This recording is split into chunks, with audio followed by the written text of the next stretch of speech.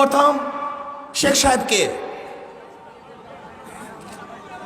তিনি জনাব শেখ মুজিবুর রহমান, তেনার বাবা শেখ লুৎফর রহমান, লুৎফর রহমানের বাবা শেখ আব্দুল হামিদ, শেখ আব্দুল হামিদের বাবা একরামউদ্দিন, শেখ একরামউদ্দিন, শেখ একরামউদ্দিনের বাবা শেখ বুরহানুদ্দিন, শেখ বুরহানুদ্দিনের বাবা শেখ জাহানে মাহমুদ ওরফে তেকরি শেখ, শেখ তেকরি শেখের বাবা জনাব জহির শেখ, জহির শেখের বাবা জনাব দরবেশ আব্দুল আউয়াল, যিনি 1463 ঈসাই সালে এই বাংলাদেশে এসেছিলেন ইরাক থেকে ধর্ম প্রচার করার জন্য। সোনারগাঁয়ে তিনি ধর্ম প্রচার করার জন্য এসেছিলেন।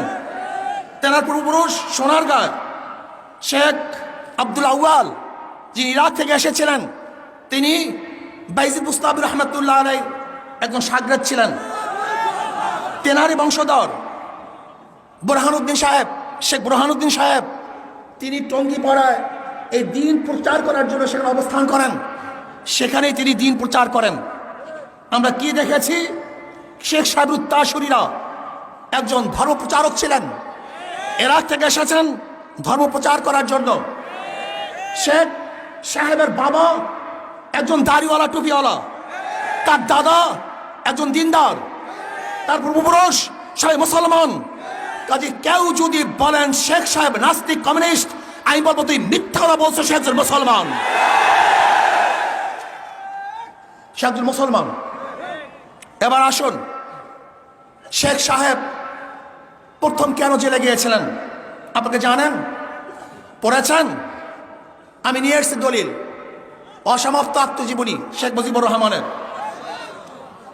এই বইয়ের মধ্যে আপনি দেখেন শেখ সাহেব কে ছিলেন, কি করেছেন। যারা তাকে নাস্তিক বানাবার পায়তারা করে দিচ্ছেন, আমি বলবো তুমি নিজে নাস্তিক, কাজে তোমার চক্ষু দিয়ে অন্যকে নাস্তিক দেখো।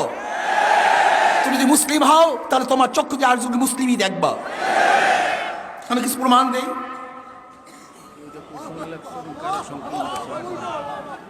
এটা হলো আমাদের বর্তমান মাননীয় প্রধানমন্ত্রী, তিনি সম্পাদনা করেছেন। এই বই উদ্বোধন করার জন্য দুই বোন খুবই কেঁদেছিলেন। জেলখানায় বসে তিনি এই বই লিখেছিলেন।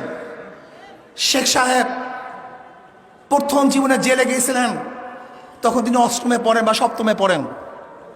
তিনি এসছেন বাড়িতে, তাকে বলা হলো হিন্দু জমিদার একজন মুসলমানকে ধরে নিয়ে গেছে। তিনি তার দল বল নিয়ে সেই বাড়িতে গেলেন যে ছেড়ে দেন, কিন্তু না, ছাড়ে নাই। তখন তিনি জোর করে তাকে নিয়ে এসছে।